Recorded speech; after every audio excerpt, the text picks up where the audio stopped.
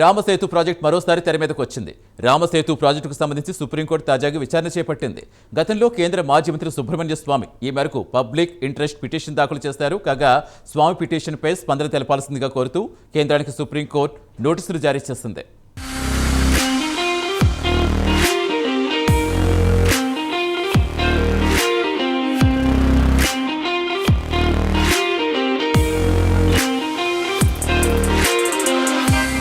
Ram Setu project మరోసారి జాతీయ స్థాయి వార్తల్లోకి వచ్చింది.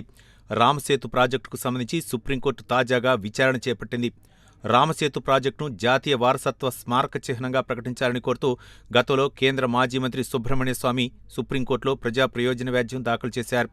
అలాగే జియోలాజికల్ సర్వే ఆఫ్ ఇండియాతో పాటు ఆర్కియాలజీ సర్వే ఆఫ్ ఇండియాతో కూడా సర్వే చేయించాలని సదరు ప్రజా ప్రయోజన వ్యాజ్యంలో కేంద్ర మాజీ మంత్రి సుబ్రహ్మణ్య స్వామి కోరారు. ఈ ప్రజా ప్రయోజన వ్యాజ్యంపై తాజాగా సుప్రీంకోర్టు విచారణ చేపట్టింది.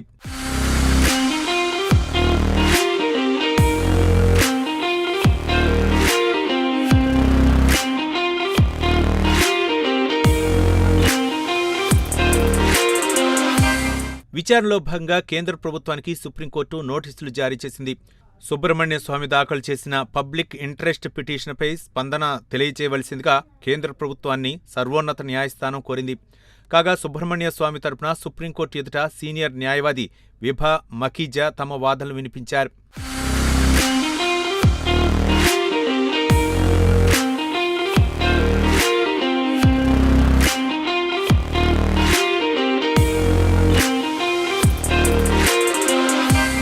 రామసేతు ప్రాజెక్టు విషయంలో కేంద్రం తన బాధ్యతల నుంచి తప్పించుకోలేదని పబ్లిక్ ఇంట్రెస్ట్ లిటిగేషన్లో సుబ్రహ్మణ్య స్వామి పేర్కొన్నారు. రామసేతు ప్రాజెక్టుకు అసలు జాతీయ వారసత్వ స్మారక చిహ్నంగా ప్రకటించే అర్హత ఉందా లేదా అనే విషయం కూడా కేంద్ర ప్రభుత్వం తేల్చాలని ఆయన కోరారు.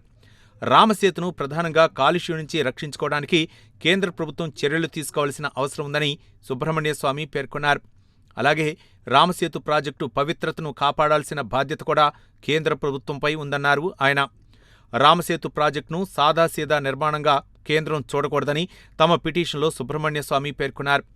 లక్షలాది మంది రామభక్తుల విశ్వాసాలతో రామసేతు ప్రాజెక్టు ముడిపడి ఉందన్నారు.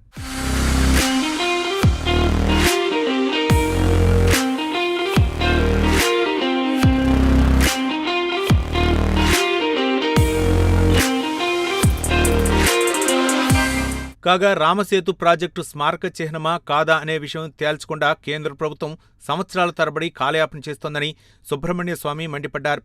ఇదే విషయమై కొన్ని నెలల క్రిందట ఆయన మరో పిటిషన్ దాఖలు చేశారు.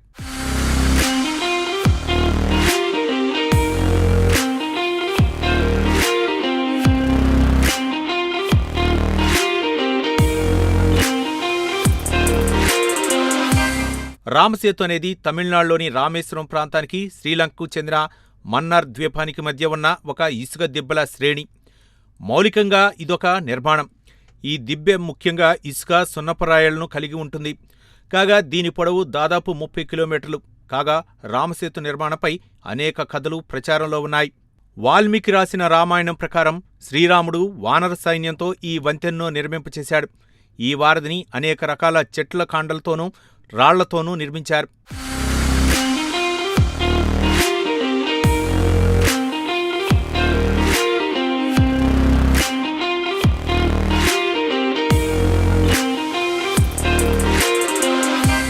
ఏది ఏమైనా రామసేతు ప్రాజెక్టుపై కేంద్ర ప్రభుత్వం వైఖరి ఎలా ఉంటుందో చూడాలి మరి.